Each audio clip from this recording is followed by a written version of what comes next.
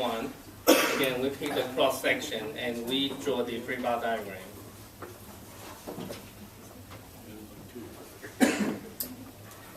So this is 30, and then this is 40. So by balance, and that must go 10, right? So in this way, value of 10 go underneath here. 10. And the final one, that will be like this. This should be 60. Okay? Again, the final one, you can pick the cross section and basically extend the process. Okay, so now we have this one, then we can calculate the V. And so angle of the twist is basically this formula is for our generic model here. So let me call this is A, B. So this represents the relative angle of the twist between the two ends of this generic model. So that means if we want to apply, we must take the segment-wise and with the appropriate sign. And what that means, here we pay this attention a little bit. For example, A relative to B, which means right now I pick up this portion. So that means here for this portion, let me draw here. So this is AB. In AB portions, the torque is like this, 30 Newton meter. Okay, so that means here we can do the calculation T C over TL over GJ. And we simply plug in T equal to 30 Newton meter. And L is 360.36 meter. And G is 27 times 10 to the 9th Newton per meter square. And J is pi over 2 times C. C is the radius, and here is 0.025 meter divided by 2.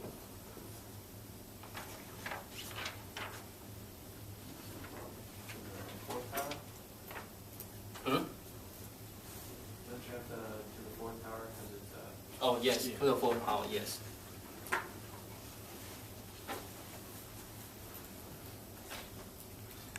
Okay, so this is the magnitude corresponding to this case. And for example, if you wish, you can give a sign of the twist angle per this orientation is a positive. So why not here we do the sign convention? For example, here is positive, here is negative. So that means here is a matter for the twist angle where you look for. So this is a positive per our sign convention. And for BC, and again we plug in TL over GJ, and that will be torque is 10. So here, if you wish, you can put a minus here. The torque is minus here.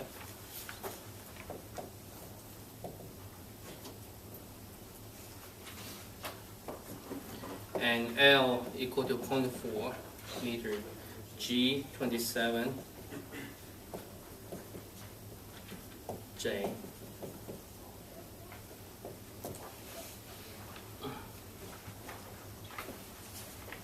For the second portion, that is hollow shaft.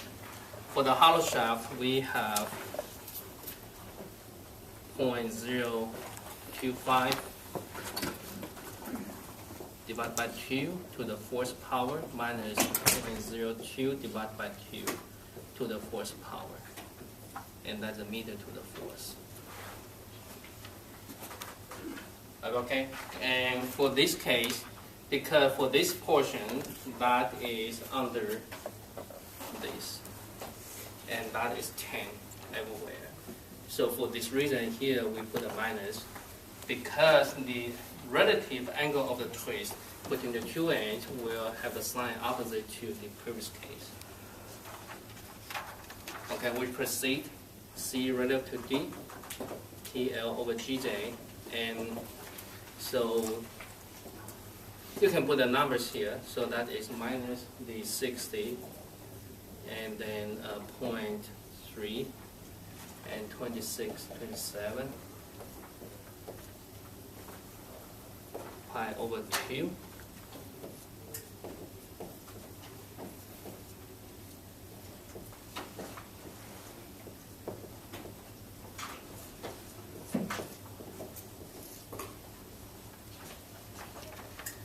Okay, so again, this is a minus because for this case we have is this one. This is 60. So and also the angle of the twist D is fixed. D is a point fixed on the wall, so basically that is 0. So with those informations, you can answer a lot of questions. For example, the relative angle of the twist between A and C, or between A and B, or whatever. So that means, for example, here we can make up is, for example, the angle of the twist A. The answer will be equal to A relative to B plus B relative to C plus C relative to D plus D. And this is a positive numbers, and this is a minus number, this is a minus number, and this is 0. Sorry, I don't have a calculation, I leave it blank. Okay, so final answer will be equal to I don't have that number as well, but okay, whatever, you calculate it. And I do have this number, A relative to C. For example, this will be A relative to B plus B relative to C. And this one basically is 0.574 degrees.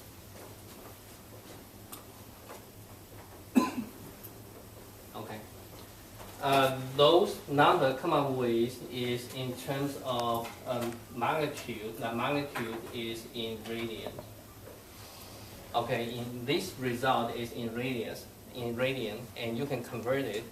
And for example, 1 radian equal to 180 degrees divided by pi. You can use this formula. Whatever the number is, you can scale by this one to get the degrees. Okay. So again, in the first portion, the key step is to build up a correct graph for this one. And then the remaining just by placement of the formula, that is very, very straightforward. And I'm trying to catch up what we've been fall behind. So today we'll start with the indeterminate problems in chapter 3 for sharp. And this one you will see here.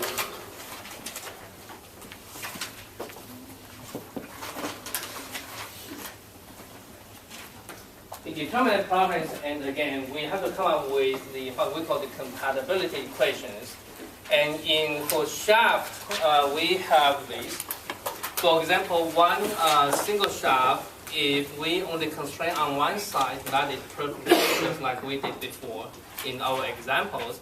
However, we can also constrain on the both sides, depends on the needs. But here, apparently, it's over-constrained. Okay, so this is the first type of the indeterminate problems. And the compatibility for this case is this. Because A and B are both fixed, so the relative angle between the A and B must be 0. That is a very apparent observation, right? So this is our compatibility equation for this problem. And how to use this one to solve for the problem, I will show you later. So this is the first one.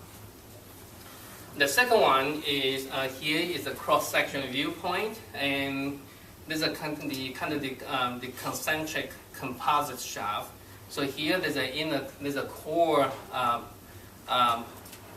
shaft and made of one material, and the sleeve made of another materials. And the composite material basically made of one thing, and one end is fixed. The other end is through a rigid disc. We apply the torque, T. So this torque will in some way to distribute to the core material and also to the sleeve. But here we don't know the magnitude. And again, this is another indeterminate province. Because again, we know that T will be distributed into the two materials, but in certain way. In what way? That's we're going to calculate for. And the compatibility equation is this. The angle of the twist of this core must be equal to this sleeve. Can you see it? Let me draw the cross section here. For the second type, let me take out the solid plate, and let me draw the cross section here. So this is the core material, and this is our sleeves.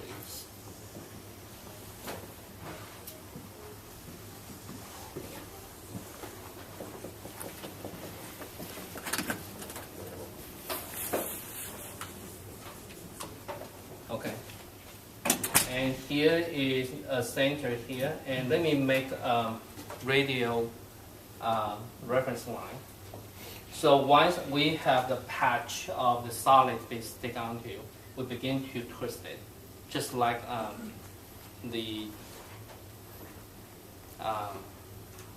our car, the auto shift. Actually, the car's auto shift, basically you click onto you put the gears engaging. Actually, they use the pad friction and to transmit from one side to the other side of the shaft. Basically, they use the same concept. So here we have a solid plate stuck onto it, and then we begin to twist it in this way. So the torque will be applied, and the torque will be distributed. This will be T1, and here will be T2. Certain way.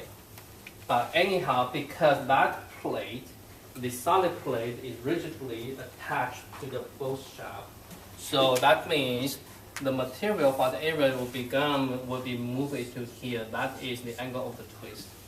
So from here you can clearly tell the angle of the shaft, the angle of the twisting is the same for material 1 here, and for material 2 is here. They are the same. Okay, so we can solve for this one. And the third one is the gear set. And this is the major applications of the shaft. We use gear set to modulate the torque being transmitted, as well as the RPM, the rotation, the speed of rotation. Okay. And this one basically constitutes a majority of the problems in this chapter. So let me deal with the first two, the type first, and then we work on the shaft. And so at this moment, let me turn off this one again.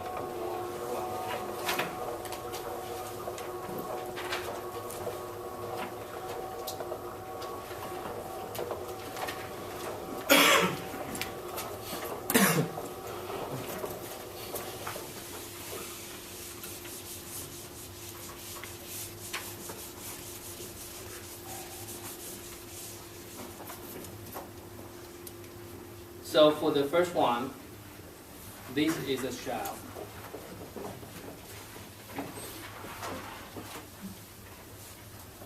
They fix on the both side. And here is the torque we apply. And for example, the torque we apply, for example, is in this orientation. So let me make up like this. Okay, the magnitude of the given is T. And for example, if this shaft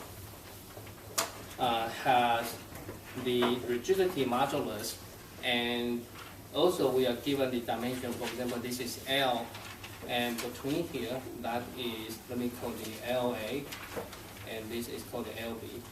Okay, so basically L equal to LA plus LB. And have the radius, for example, assuming that's a solid shaft, and we have a radius C. So, for example, in this case, we can calculate a lot of things. For example, we can calculate, for example, this is A, B, C. We want to calculate reaction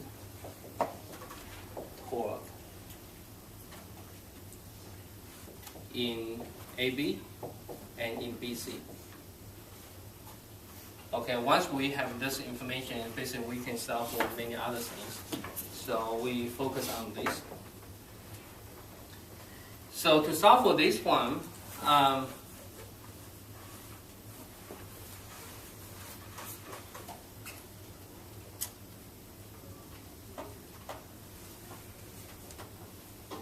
to do it?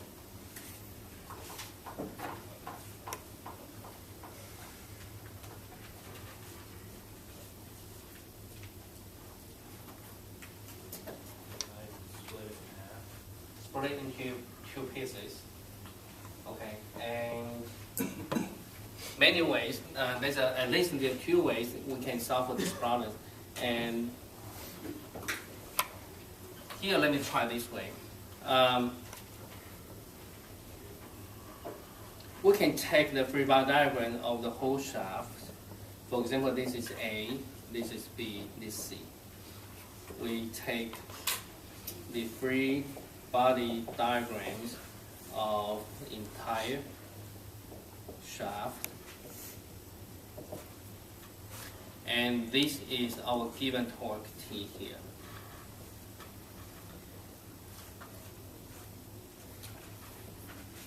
And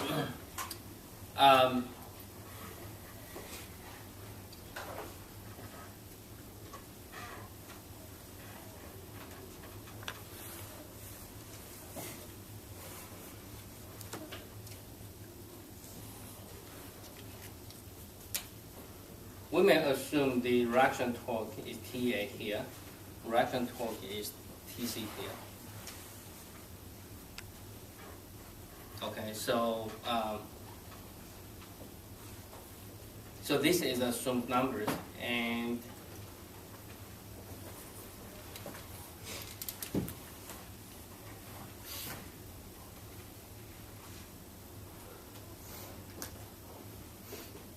by equilibrium, TA plus TC equal to T. Okay, and now we can begin to do this, the distributions here. So for this case, this is our sign convections, and here is our sign convection. So for the first portion, basically you can tell easily this is TA. Why? Because here, if you put a cross section like this is TA, so this must be TA, okay? And we go on to here, and for the second portion, the free body diagram is this flat sheet. So this is TC, so here must be TC as well. So in the second portion, that should be TC. And the magnitude here, from here to here, is exactly equal to T. Once we have those things, then we can move on. We don't know the value yet, but we'll be there.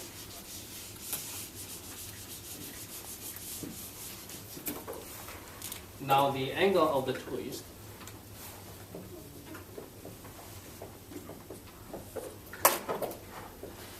B relative to A. Based upon this information, we can calculate that is PA, PL, GJ. And for this case, here, the angle of the twist between B and A, we pick up this magnitude of the torque in calculation. And here, for sign convention, why not we pick this one as a negative? Okay, so I put a negative here. you can pick anywhere and any parameters you like, but here we speak English. And then C relative to B, this represents is the relative angle of the twist between C and B. So here we pick this portion. So it's T, C, L, B, Gj. And this here for sign convention because we pick is here as a positive. And now we apply the compatibility equation is C relative to A equal to 0.